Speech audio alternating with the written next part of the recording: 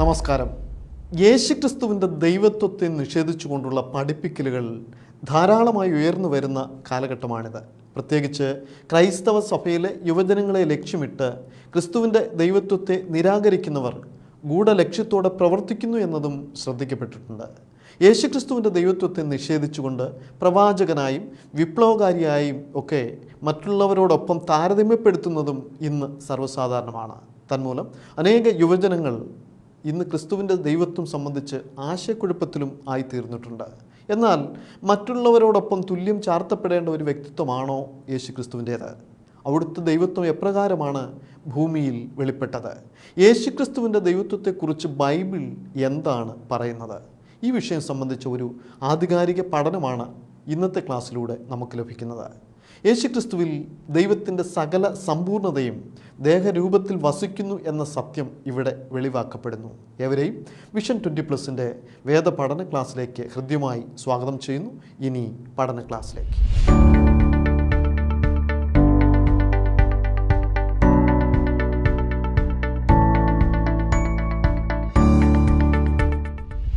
ദൈവനാമത്തിന് മഹത്വം ഉണ്ടാകട്ടെ. ധന്യനായ കർത്താവായ യേശുക്രിസ്തുവിൻ്റെ നാമത്തിൽ നിങ്ങൾക്ക് വന്ദനം പറയുന്നു. വിഷൻ 20+ ആഭിമുഖ്യത്തിൽ നടത്തുന്ന ഈ വേദ പഠന ക്ലാസ്സുകളിൽ ശ്രദ്ധിക്കുന്ന എല്ലാ പ്രേക്ഷകർക്കും എളിയവനായി ഞാൻ വന്ദനം പറയുന്നു. ഇന്ന് നിങ്ങളോട് സംസാരിക്കുവാൻ ആഗ്രഹിക്കുന്ന വിഷയം യേശുക്രിസ്തുവിൻ്റെ ദൈവികത്വത്തെക്കുറിച്ചാണ്. പലപ്പോഴും യേശുക്രിസ്തു ദൈവമല്ല എന്നും മനുഷ്യനാണെന്നും ധരിച്ച് തെറ്റിദ്ധരിക്കപ്പെടുന്ന അനേക ആളുകൾ ഇന്ന് നമ്മുടെ ഇടയിലുണ്ട്. വേദപുസ്തക പഠിപ്പിക്കലിന് വിപരീതമായി യേശുക്രിസ്തു ദൈവമല്ല എന്ന് പറയുന്ന അനേക സുവിശേഷ വിപരീത സഭകൾ തന്നെ ഉണ്ടായിട്ടുണ്ട് എന്നുള്ളത് വളരെ ദുഃഖകരമാണ്. അതിന് കാരണം ഇവർക്കാർക്കും ശാസ്ത്രീയ അടിത്തറ ഇല്ല എന്നുള്ളത് കൊണ്ടാണ്. ദൃശ്യവും അദൃശ്യവുമായ ലോകത്തെക്കുറിച്ചുള്ള അറിവില്ലായ്മയാണ്. ദൃശ്യമായ ലോകത്തിൽ കാണുന്നതിൻ്റെ അടിസ്ഥാനത്തിൽ പലപ്പോഴും കാര്യങ്ങളെ അദൃശ്യനായ ദൈവത്തിൻ്റെ വസ്തുതകളെ വിലയിരുത്തുന്നത് അപകടമാണ്. AD 1800 മുൻപുണ്ടായിരുന്ന ശാസ്ത്രീയ ജ്ഞാനമല്ല ഈ 21-ാം നൂറ്റാണ്ടിൽ നമുക്കേവർക്കുള്ളതെന്ന് നാം മനസ്സിലാക്കണം.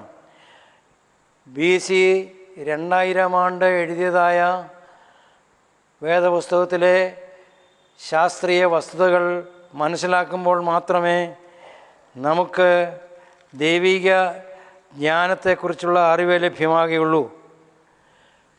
AD 1800 മുൻപ് ലോകത്തിന് അറിയാൻ പാടില്ലാതിരുന്നതായ വസ്തുതകളെക്കുറിച്ച് ശാസ്ത്രീയ ജ്ഞാനം സങ്കീർത്തനക്കാരനായ ദാവീദിനും മറ്റും ഉണ്ടായിരുന്നു എന്നുള്ളത് നമ്മൾ ഓർക്കണം. ഇവിടെ 102-ാം സങ്കീർത്തനത്തിലേക്ക് നിങ്ങളുടെ ശ്രദ്ധയെ കൊണ്ടുവരുവാൻ ആഗ്രഹിക്കുന്നു. പൂർവ്വകാലത്ത് നീ ഭൂമിക്ക് അടിസ്ഥാനമിട്ടു, ആകാശം നിൻ്റെ കൈകളുടെ പ്രവൃത്തിയാകുന്നു. അവ നശിക്കും, നീയോ നിലനിൽക്കും. അവയെല്ലാം വസ്ത്രം പോലെ വഴുകിപ്പോകും, ഉടുപ്പ് പോലെ നീ അവയെ മാറ്റും. അവ മാറിപ്പോകുകയും ചെയ്യും. നീയോ അനന്യനാകുന്നു, നിൻ്റെ സംവത്സരങ്ങൾ അവസാനിക്കുകയുമില്ല. നിൻ്റെ ദാസന്മാരുടെ മക്കൾ നിർഭയം വസിക്കും, അവരുടെ സന്ധി നിൻ്റെ സന്നിധിയിൽ നിലനിൽക്കും. ഈ വായിച്ച വേദഭാഗമെന്ന് പറയുന്നത് ആധുനിക കാലത്ത് ഊഷ്മഗതി വിജ്ഞാനത്തിൻ്റെ 3 തത്വങ്ങളാണ്. ഇത് ആർക്കെങ്കിലും ഗ്രഹിക്കാൻ കഴിഞ്ഞിട്ടുണ്ടോ? പൂർവ്വകാലത്ത് നീ ഈ അഖിലാണ്ടത്തിന് അടിസ്ഥാനമിട്ടുവെന്നും നിൻ്റെ മഹാശക്തി കൊണ്ട് ഇവയെ ഉണ്ടാക്കിയെന്നും അവയെല്ലാം ഉടുപ്പ് പോലെ പഴകിപ്പോകുമെന്നും ആകാശം ചുരുളുപോലെ ഒഴിഞ്ഞു പോകുമെന്നും അതുപോലെ തന്നെ ദൈവം അനന്യനായി വസിക്കുകയും സകല വിശുദ്ധന്മാരും ദൈവസന്നിധിയിൽ നിത്യകാലം വസിക്കുകയും ചെയ്യുന്നു എന്നുള്ള 3 ശാസ്ത്രീയ തത്വങ്ങളാണ് 102-ാം സങ്കീർത്തനത്തിൻ്റെ 25 മുതൽ 28 വരെ പറഞ്ഞിരിക്കുന്നതെന്ന് നാം ഓർക്കണം. ഈ ശാസ്ത്രീയ ജ്ഞാനം ഈ 21-ാം നൂറ്റാണ്ടിലാണ് നമുക്ക് ലഭിച്ചത്. എന്നാൽ വേദപുസ്തകത്തിൻ്റെ വസ്തുതകൾ അതിലൊരു വള്ളിയെങ്കിലും പുള്ളിയെങ്കിലും ഒരു നാൾ ഒഴിഞ്ഞു പോകുകയില്ല എന്ന് വ്യക്തമായി എഴുതിയിരിക്കുന്നത് ഞാൻ വിശ്വസിക്കുന്നു. ആകയാൽ ഊഷ്മഗതി വിജ്ഞാനത്തിലെ 3 തത്വങ്ങളിലൂടെ പ്രസ്താവിച്ചിരിക്കുന്നു. ഒന്ന്, നീയോ എന്നേക്കും അനന്യനാണ്. You are the same yesterday today and forever. അത് ആധുനിക ലോകത്തിൽ, ശാസ്ത്രലോകത്തിൽ വരുമ്പോൾ energy is the same yesterday today and forever എന്ന് ശാസ്ത്രത്തിന് അതിനെ വ്യത്യാസപ്പെടുത്തി. വേദപുസ്തകത്തിൽ എഴുതിയിരിക്കുന്ന God is the same yesterday today and forever, അതാണ് ഫസ്റ്റ് ലോ. അതിന് തത്തുല്യമായ ലോയാണ് വിശുദ്ധ ഗ്രന്ഥത്തിലുള്ളതെന്ന് ഓർക്കണം. ദൈവം എന്നേക്കുള്ളവനാണ്, അവൻ മാറ്റമില്ലാത്തവനാണ്. ദൈവം ഇന്നലെ ഇന്നും എന്നേക്കും ഒന്നാണ്, ഒരുപോലെയുള്ളവനാണ് എന്നുള്ള വസ്തുത ആദ്യമായി ദൈവത്തിൻ്റെ ഡെഫിനിഷൻ കൊടുത്തിരിക്കുന്ന ഒരു ഭാഗമാണ്. നീയോ അനന്യനാകുന്നു. You are the same yesterday today and forever. എന്നാൽ ശാസ്ത്രത്തിൽ ദൈവത്തിന് പകരമായി കൊടുത്തിരിക്കുന്ന വാക്ക് എനർജി എന്നുള്ളതാണ്. 2, ക്രമക്കേടിൽ നിന്ന് ഒരു ക്രമം ഉളവായി വരണമെങ്കിൽ മറ്റൊരു ക്രമം അതിൻ്റെ പിന്നിൽ മരിക്കണം എന്നുള്ളതൊരു വസ്തുതയാണ്. ആ വസ്തുതയും ഇവിടെ രേഖപ്പെടുത്തിയിരിക്കുന്നു. 3-ാമത്തേത്, എല്ലാ വസ്തുക്കൾക്കും ഒരു പറുദീസയുണ്ടെന്നും അബ്സല്യൂട്ട് സീറോയിൽ ഗ്യാസില്ല, ലിക്വിഡില്ല, പ്ലാസ്മ സ്റ്റേറ്റില്ല, ഇവയെല്ലാം പെർഫെക്റ്റ് ക്രിസ്റ്റലൈൻ സ്റ്റേറ്റിലാകുന്ന ഒരു പറുദീസയുണ്ടെന്ന് ശാസ്ത്രം പറയുമ്പോൾ ഇവിടെ പറഞ്ഞിരിക്കുന്നത് നിൻ്റെ സന്നിധിയിൽ സകല മനുഷ്യരും നിത്യജീവൻ പ്രാപിച്ച് എന്നേക്കും വസിക്കുന്ന ഒരു പറുദീസയുണ്ടെന്ന് പ്രസ്താവിച്ചിരിക്കുന്നു. അങ്ങനെ വേദപുസ്തകത്തെ ശാസ്ത്രത്തിൻ്റെ വെളിച്ചത്തിൽ മനസ്സിലാക്കാൻ കഴിവില്ലാത്തവരാണ് പല അബദ്ധങ്ങളും വെട്ടിവിടുന്നത്. ദൈവം ആരാണെന്നും, ദൈവം അദൃശ്യനാണെന്നും, ദൈവം ഇന്നലെ ഇന്നും ഒന്നു തന്നെയാണെന്നും, ദൈവത്തെ ആർക്കും ഉണ്ടാക്കുവാനോ കുട്ടിക്കുവാനോ കൊല്ലുവാനോ കഴിയുകയില്ല, അവൻ എന്നേക്കും അനന്യനാണെന്ന് വിശ്വസിക്കേണ്ടിയിരിക്കുന്നു. അങ്ങനെ ദൈവം ആരാണെന്ന് നാം മനസ്സിലാക്കണം. ഇന്ന് നാം ആരും ദൈവത്തെ ഒരു നാളും കണ്ടിട്ടില്ല എന്ന് എഴുതിയിരിക്കുന്ന വസ്തുതകളുണ്ട്. ധന്യനായ ഏകാധിപതിയായി താൻ മാത്രം അമർത്തിയതുള്ളവനായി ആരും ഒരു നാളും കണ്ടിട്ടില്ലാത്തവനായ ദൈവം അദൃശ്യനാണ്. ഈ അദൃശ്യനായ ദൈവത്തെ മനുഷ്യർക്ക് കാണണമെന്നുണ്ടെങ്കിൽ ദൃശ്യനായി വരണം, അല്ലാതെ ദൈവത്തെ ആർക്കും കാണാൻ കഴിയുകയില്ല.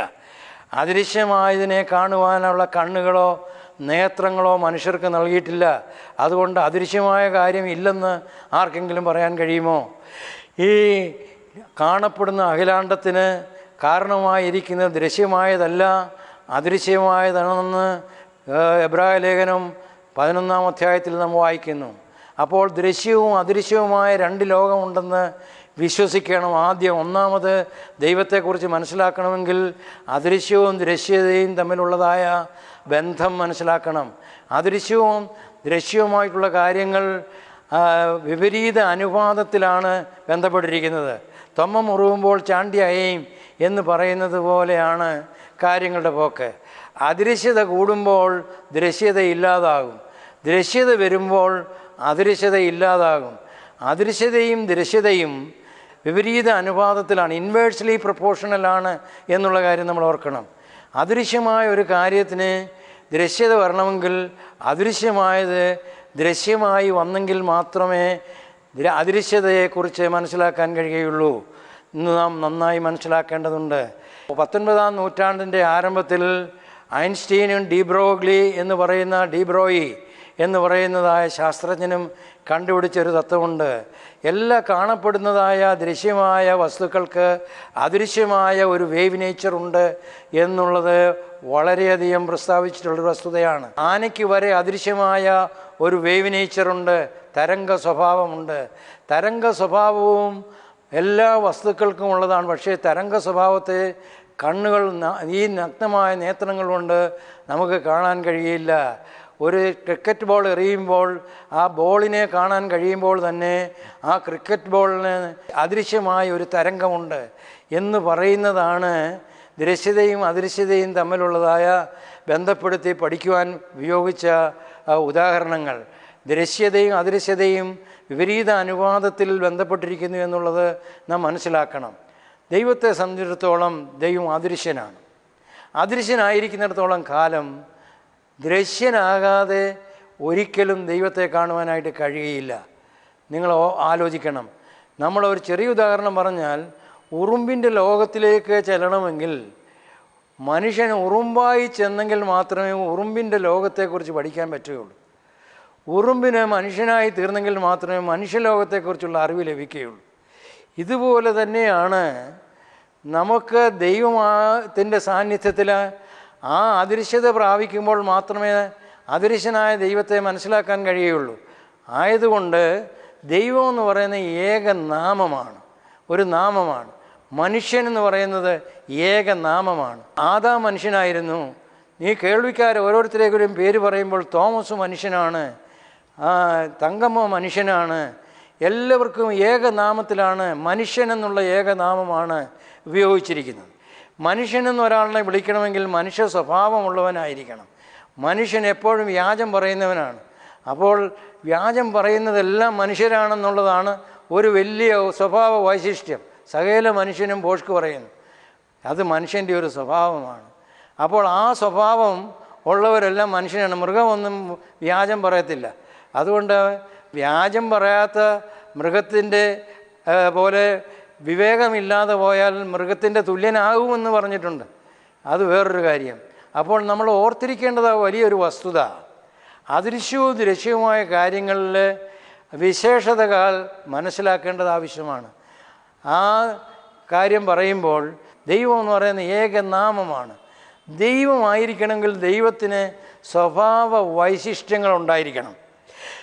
ഈ ദൈവത്തിൻ്റെ സ്വഭാവ വൈശിഷ്ട്യം എന്ന് പറയുമ്പോൾ ഒന്നാമത് അവൻ സർവശക്തനായിരിക്കണം, 2 അവൻ നിത്യനായിരിക്കണം, 3 അവൻ സർവ്വവ്യാപിയായിരിക്കണം, അവൻ സത്യമായിരിക്കണം. ഇങ്ങനെ പല സ്വഭാവ വൈശിഷ്ട്യങ്ങൾ ഉള്ളത് മനുഷ്യർക്കാർക്കും അവകാശപ്പെടാൻ കഴിയാത്ത സ്വഭാവ വൈശിഷ്ട്യങ്ങളാണ് ദൈവത്തിനുള്ളത്. ദൈവം പറയുമ്പോൾ ഏകസത്യദൈവമായ നിന്നെയും നീ അയച്ച ക്രിസ്തുവിനെയും അറിയുന്നത് നിത്യജീവനാണെന്ന് പുത്രനായ കർത്താവ് ദൈവത്തെക്കുറിച്ച് പറയുന്നു. ആ ദൈവം തന്നെ പുത്രനോട് പറയുന്നു, പുത്രനോടോ ദൈവമേ നിൻ്റെ സിംഹാസനം എന്നേക്കുമുള്ളതെന്ന് എബ്രായ ലേഖനത്തെ തിരിച്ചു പറയുന്നു. പുത്രനോട് പറയുന്നതായ ഭാഗങ്ങളിൽ ദൈവം പുത്രനെ വിളിക്കുന്നത് ദൈവമാണെന്ന് എബ്രായ ലേഖനത്തിൽ എഴുതിയിരിക്കുന്നത് നിങ്ങളുടെ ശ്രദ്ധയിൽ കൊണ്ടുവരാൻ ഞാൻ ആഗ്രഹിക്കുന്നു. എബ്രായ ലേഖനത്തിൽ, അതായത് 1-ാം അധ്യായത്തിൻ്റെ 8-ാം വാക്യം, പുത്രനോട് ദൈവമേ നിൻ്റെ സിംഹാസനം എന്നേക്കുമുള്ളത്, നിൻ്റെ രാജ്യത്തിൻ്റെ ചെങ്കോൽ നേരുള്ള ചെങ്കോൽ, നീ നീതിയെ ഇഷ്ടപ്പെട്ടിരിക്കുന്നു, ദുഷ്ടതയെ ദ്വേഷിക്കുകയും ചെയ്തിരിക്കുന്നു. ദൈവമേ നിൻ്റെ ദൈവം നിൻ്റെ കൂട്ടുകാരിൽ പരമായി നിന്നെ ആനന്ദതൈലം കൊണ്ട് അഭിഷേകം ചെയ്തിരിക്കുന്നു എന്നും, കർത്താവേ നീ പൂർവ്വകാലത്ത് ഭൂമിക്ക് അടിസ്ഥാനം ഇട്ടും ആകാശവും നിൻ്റെ കൈകളുടെ പ്രവൃത്തിയാകുന്നു. അവയെല്ലാം നശിക്കും, നീയോ നിലനിൽക്കും. അവയെല്ലാം വസ്ത്രം പോലെ വഴുകിപ്പോവും, ഉടുപ്പ് പോലെ അവയെ ചുരുട്ടും, വസ്ത്രം പോലെ മാറിപ്പോകും. നീയോ അനന്യനാണ് എന്ന് പറയുമ്പം ദൈവം ഇന്നലെ ഇന്നും എന്നേക്കും ഒന്നാണ്. U are the same. വീണ്ടും പറഞ്ഞിരിക്കുകയാണ്, യു ആർ ദ സെയിം. നീ എന്നേക്കും അനന്യനാണ്. പുത്രനോട് പറയുന്നു നീ എന്നേക്കും അനന്യനാണ്. പിതാവ് പുത്രനോടും പറയുന്നു, പുത്രൻ ദൈവത്തോടും പറയുന്നു നീ സത്യദൈവമാണ്. നീ U are the same yesterday today and for ever. നീയാണ് സകലത്തിനും ആധാരം. നീ സകലത്തെ ഇട്ടിരിക്കുന്നു. ഈ ഭൂമിയും നിൻ്റെ കൈപ്പഴെല്ലാം ഡിസോർഡറിലേക്ക് പോവുകയാണ്. അതാണ് ഊഷ്മ വിജ്ഞാനത്തിലെ 2-ാമത്തെ തത്വം, ഡിസോർഡർ ഓഫ് ദ സിസ്റ്റം. അഖിലാണ്ടം ഉണ്ടാക്കി കഴിഞ്ഞതിന് ശേഷം ഈ അഖിലാണ്ടം മുഴുവൻ ഡിസോർഡറിലോട്ട് പോകുന്നു എന്ന് വേദപുസ്തകം പറയുന്നു. ആകാശം വഴുകിപ്പോകും, ഉടുപ്പ് പോലെ നീ അവയെ ചുരുട്ടും, വസ്ത്രം പോലെ മാറിപ്പോകുമെന്ന് പറയുന്നതാണ് ഊഷ്മ വിജ്ഞാനത്തിലെ 2-ാമത്തെ തത്വം, disorder of the system. Disorder when it becomes maximum, everything will come to a standstill point. സകലതും അവസാനിക്കും. ലോകത്തിനൊരു അവസാനമുണ്ട്. ഈ കാണുന്ന ഈ ലോകത്തിൻ്റെ അവസാനമുണ്ടെന്ന് പറയുന്നു. അത് സെക്കൻഡ് ലോയെ വളരെ വ്യക്തമായി പറയുന്ന കാര്യമാണ്. വേദപുസ്തകത്തിൽ പറയുന്ന ശാസ്ത്രീയ തത്വങ്ങൾക്ക് കൗണ്ടർ പാർട്ടാണ് ദൈവീയ സംബന്ധമായ കാര്യങ്ങളിൽ നിന്ന് മനസ്സിലാക്കേണ്ടതുണ്ട്. ദൈവികമായ കാര്യങ്ങളിൽ ദൈവം ഇന്നലെയും ഇന്നും എന്നേക്കുമാണ് ഉള്ളവനാണ്.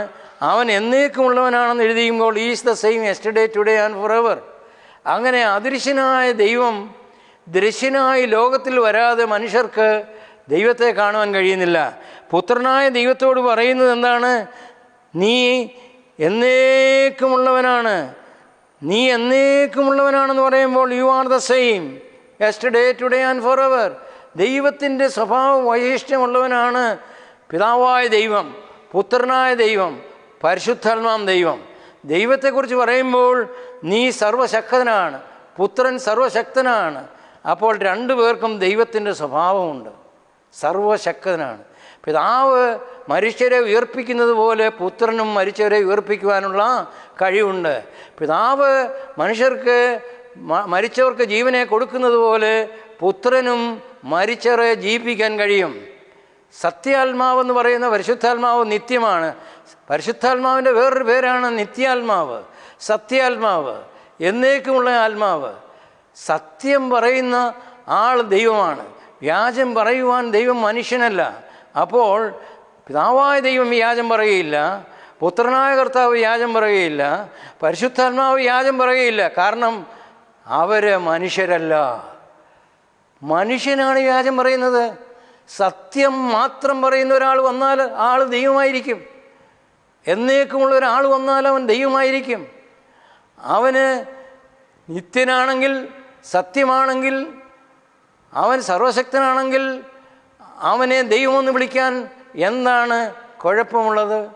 ദൈവത്തിൻ്റെ ഡെഫിനിഷൻ എന്ന് പറയുന്നത് നിത്യനാണ്, സത്യമാണ്, ഏക വഴിയാണ്, സർവശക്തനാണ്, സർവവ്യാപിയാണ് എന്നിത്യാദി ക്യാരക്ടർ ട്രെയ്റ്റ്സാണ്. ഇത് പിതാവായ ദൈവത്തിനുണ്ട്, പുത്രനായ ദൈവത്തിനുണ്ട്, പരിശുദ്ധാത്മാവ് ദൈവത്തിനുമുണ്ട്. മൂന്ന് പേർക്കും ദൈവത്തിൻ്റെ സ്വഭാവങ്ങൾ ഉള്ളതുകൊണ്ട് പിതാവായ ദൈവം ദൈവമാണ്, പുത്രനായ ദൈവം ദൈവമാണ്, പരിശുദ്ധാത്മാവ് ദൈവമാണ്. പിതാവായ ദൈവത്തിനുള്ള എല്ലാ സ്വഭാവ വൈശിഷ്ട്യങ്ങളും പുത്രനായ ദൈവത്തിനുള്ളതുകൊണ്ട് പുത്രൻ ദൈവമാണ്. അതുപോലെ തന്നെ പുത്രനായ ദൈവത്തിൻ്റെയും പിതാവായ ദൈവത്തിനുമുള്ള എല്ലാ സ്വഭാവ ക്യാരക്ടർ ട്രെയ്റ്റ്സും പരിശുദ്ധാത്മാവിനുള്ളതുകൊണ്ട് പരിശുദ്ധാത്മാവും ദൈവമാണ്.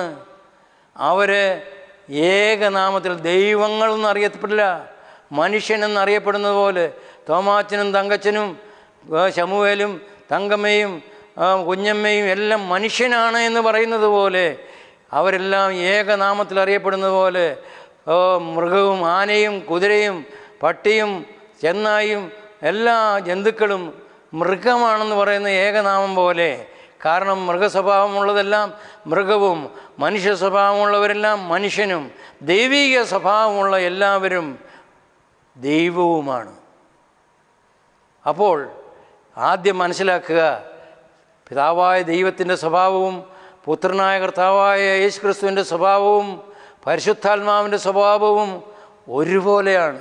നിത്യനാണ്, സർവശക്തനാണ്, എന്തും ചെയ്യാൻ കഴിവുള്ളവനാണ്, ഒരിക്കലും മാറാത്തവനാണ് എന്നിത്യാദി എല്ലാ കാര്യങ്ങൾക്കും മൂന്ന് പേരും ഒരുപോലെ സ്വഭാവ വൈശിഷ്ട്യമുള്ളവരാണ് എന്ന് നാം മനസ്സിലാക്കണം. അപ്പോൾ ഈ ലോകത്തിൽ മനുഷ്യന് ദൈവത്തെ വെളിപ്പെടുത്തുവാൻ ദൈവം കണ്ടുപിടിച്ച ഏക മാർഗം ദൈവപുത്രൻ ലോകത്തിൽ മനുഷ്യനായി വരിക എന്നുള്ളതാണ്, മനുഷ്യ സാദൃശ്യത്തിൽ. അതിനെക്കുറിച്ച് പറഞ്ഞിരിക്കുന്നതായ വേദഭാഗങ്ങൾ ഞാൻ നിങ്ങൾക്ക് വായിച്ച് കേൾപ്പിക്കാം.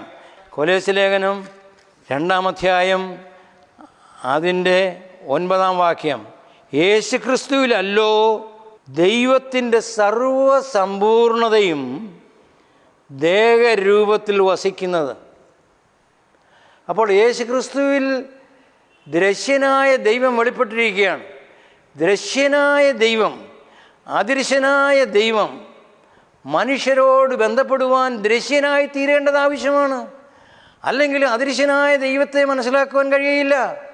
പിതാവായ ദൈവത്തിൻ്റെ എല്ലാ സ്വഭാവവൈശ്യങ്ങളും പുത്രനുണ്ട്.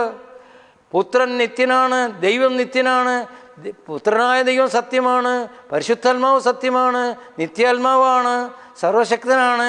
അങ്ങനെ ദൈവത്തിൻ്റെ ക്യാരക്ടർ ട്രെയ്റ്റ്സ് ഉള്ളത് കൊണ്ടാണ് പിതാവായ ദൈവത്തെ ദൈവമെന്നും പുത്രനായ ദൈവത്തിന് ദൈവിക സ്വഭാവം മാത്രമേ ഉള്ളൂ എന്നുള്ളതുകൊണ്ട് പുത്രനും ദൈവമാണ്, പരിശുദ്ധാത്മാവും ദൈവമാണ്. എല്ലാവരും നിത്യമാണ്, എല്ലാം സത്യമാണ്, വ്യാജം പറയാത്തവരാണ്, സർവശക്തനാണ്, സർവവ്യാപിയാണ്.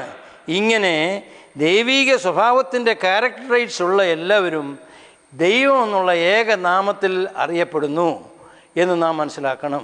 മനുഷ്യർക്ക് എല്ലാ സ്വഭാവ വൈശിഷ്ട്യങ്ങളുള്ളവരെ മനുഷ്യൻ എന്നുള്ള ഏകനാമത്തിൽ അറിയപ്പെടുന്നു. മൃഗത്തിൻ്റെ സ്വഭാവമുള്ളതെല്ലാം മൃഗമെന്നുള്ള ഏകനാമത്തിൽ അറിയപ്പെടുന്നു. അപ്പോൾ ദൈവത്തിന് ഏകനാമമേ ഉള്ളൂ എന്ന് പറയുന്നതിൽ എന്താണ് തെറ്റ്? ദൈവത്തിന് ഏകനാമമേ ഉള്ളൂ. ദൈവത്തിൻ്റെ സ്വഭാവമുള്ളതെല്ലാം ദൈവമാണ് എന്ന് മനസ്സിലാക്കാൻ വിഷമമില്ല.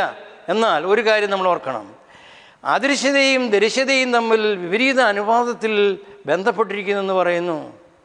ദൃശ്യത വർദ്ധിക്കുമ്പോൾ അദൃശ്യത ഇല്ലാതാകും, അദൃശ്യത ഇല്ലാതാകുമ്പോൾ ദൃശ്യത വർദ്ധിക്കും എന്നുള്ളതാണ് കാണുന്നത്. അപ്പോൾ ദൈവം പാപം ചെയ്ത മനുഷ്യനെ വീണ്ടെടുക്കുവാൻ, അവർ ദൈവത്തിൽ വിശ്വസിക്കുവാൻ ദൈവം ദൃശ്യനാകേണ്ടത് ആവശ്യമാണ്. അല്ലെങ്കിൽ എങ്ങനെയാണ് മനുഷ്യൻ ദൈവത്തെ അറിയുക? അദൃശ്യനായ ദൈവമായി ഇരുന്നു കഴിഞ്ഞാൽ ദൃശ്യനായ ഒരു ദൈവമുണ്ടെന്ന് മനസ്സിലാക്കാൻ വിഷമമായതുകൊണ്ട് അദൃശ്യനായ ദൈവം ദൃശ്യനായി വന്നാൽ യേശുക്രിസ്തുവിനെ പോലെ ഇരിക്കും. അതുകൊണ്ടാണ് കൊലോസ്യലേഖനത്തിൽ പറഞ്ഞത്, യേശുക്രിസ്തുവിലല്ലോ ദൈവത്തിൻ്റെ സർവ്വസമ്പൂർണതയും ദേഹരൂപത്തിൽ വസിക്കുന്നത്. അപ്പോൾ അദൃശ്യനായ ദൈവം ലോകത്തിൽ ദേഹരൂപത്തിൽ വന്നാൽ ക്രിസ്തുവിനെ പോലെ മാത്രമേ ഇരിക്കുകയുള്ളൂ. അതുകൊണ്ട് ക്രിസ്തു ദൈവമല്ല എന്ന് വിശ്വസിക്കുന്ന മണ്ടന്മാരോട് എനിക്ക് പറയാനുള്ളത്, ദൈവത്തിൻ്റെ എല്ലാ സ്വഭാവങ്ങളും ക്രിസ്തുവിനുണ്ടായിരുന്നു. അവൻ അദൃശ്യനായിരുന്നു. ഈ ലോകത്തിൽ വന്ന് ദൈവത്തോട് ബന്ധപ്പെടുവാൻ ദൈവത്തിൻ്റെ സകല സമ്പൂർണതയോടുകൂടെ ദേഹരൂപത്തിൽ വന്ന വ്യക്തിയാണ് യേശു ക്രിസ്തു. അവൻ ദൈവമാണ്. ദൈവം എന്നുള്ള നാമത്തിൽ അറിയപ്പെടുന്നു. നാമങ്ങളിൽ നല്ല നാമത്തിൽ, പിതാവിൻ്റെയും പുത്രൻ്റെയും നാമത്തിൽ, ഏകനാമമാണ്. ഏകനാമമാണ് ദൈവം ഏകനെന്ന് പറയാനുള്ള കാരണം എന്നുള്ളത് മനസ്സിലാക്കേണ്ടതുണ്ട്. നിങ്ങൾ ഓർക്കണം, അദൃശ്യമായ പല കാര്യങ്ങളും നമുക്കറിയാം. നിങ്ങളോട് സംഗീതം എന്ന് പറഞ്ഞാൽ അതിനെ കാണിച്ചെടുക്കാൻ പറ്റുമോ? സംഗീതം കൊണ്ട് ഇത് സംഗീതമാണെന്ന് പറഞ്ഞാൽ എങ്ങനെ കാണിച്ചു കൊടുക്കാൻ ദൃശ്യതയില്ല. പക്ഷേ അതൊരു ഗിത്താറിലോ വല്ലതും ആവിഷ്കരണം ചെയ്യുമ്പോൾ അതിനെ വ്യക്തത വരുത്തുമ്പോഴാണ് സംഗീതമായി മനുഷ്യർക്ക് മനസ്സിലാകുന്നത്. അപ്പോൾ അവ്യക്തമായ കാര്യങ്ങൾ വ്യക്തമാകണമെങ്കിൽ ദൃശ്യമായ രീതിയിൽ വരണമെന്നുള്ളത് ഒരു സാമാന്യ ജ്ഞാനം മാത്രമാണ്. നമ്മുടെ കർത്താവായ യേശു ക്രിസ്തു ഈ ലോകത്തിൽ വന്ന് ദൈവത്തോടുള്ള സമർത്ഥം മുറുകെ പിടിക്കാതെ മനുഷ്യരൂപത്തിലായി വേഷത്തിൽ മനുഷ്യനായി വിളങ്ങിയതുകൊണ്ട് താൻ ദൈവമാണെന്നുള്ളതിന് യാതൊരു സംശയവും സംശയിക്കേണ്ട കാര്യമില്ല. നിങ്ങൾക്ക് ഓർക്കണം, സൗന്ദര്യം എന്ന് പറയുന്നത് ഒരു പുഷ്പത്തിൽ വന്നെങ്കിൽ മാത്രമേ സൗന്ദര്യം എന്താണെന്ന് മനസ്സിലാക്കൂ. ഒരു വ്യക്തിയിൽ വന്നെങ്കിൽ മാത്രമേ ആ അവ്യക്തതയുള്ളതായ വാക്കിന് അർത്ഥമുണ്ടാകുകയുള്ളൂ. ഇതുപോലെ ദൃശ്യമായ ദൈവം വ്യക്തികളുടെ വ്യക്തിരൂപത്തിൽ വന്നവനാണ് നമ്മുടെ കർത്താവായ യേശു ക്രിസ്തു എന്നുള്ളത് മനസ്സിലാക്കേണ്ടതുണ്ട്. അവൻ ഈ ലോകത്തിലേക്ക് വന്നു, ലോകമായവരോ അവനെ അറിഞ്ഞില്ല. 3 ട്രൂത്ത് മാത്രമേ ലോകത്തിലുള്ളൂ. ഒന്ന്, the whole universe was created by God. That is the greatest truth in the history of universe. അങ്ങനെ ലോകത്തെയും അഖിലാണ്ടത്തെയും ഉണ്ടാക്കിയവൻ ഈ ഭൂമിയിലുണ്ടായിരുന്നു. ഈ ഭൂമിയിലുണ്ടായിരുന്നു എന്നുള്ളതിൻ്റെ, ദൈവം ലോകത്തിൽ വന്നു എന്നുള്ളതിൻ്റെ തെളിവാണ് യേശു ക്രിസ്തു. യേശു ക്രിസ്തു ലോകത്തിൽ വന്ന് ദൈവത്തെ വെളിപ്പെടുത്തി എന്ന് മാത്രമേ നമുക്ക് പറയാൻ പറ്റുകയുള്ളൂ. അദൃശ്യനായ ദൈവത്തെ വെളിപ്പെടുത്തിയ ദൈവമാണ് പുത്രനായ ദൈവം എന്ന് നമുക്ക് പറയാൻ കഴിയും. ലോകത്തിലെ ഏറ്റവും വലിയ ഹിസ്റ്ററിയിലെ സംഭവം എന്ന് പറയുന്നത് ലോകത്തെ AD എന്നും BC എന്നും തിരിച്ചു എന്നുള്ളതാണ്. ഹിസ്റ്ററിയെ രണ്ടാക്കി മാറ്റി. ബിഫോർ ക്രൈസ്റ്റ് എന്നും അന്ന ഡൊമിനി എന്നും രണ്ടായി തിരിച്ചത് ക്രിസ്തു വന്നതുകൊണ്ട് മാത്രമാണ്. ക്രിസ്തു ലോകത്തിലുണ്ടായിരുന്നു. That is the greatest truth in the history of mankind. The whole universe was created by God.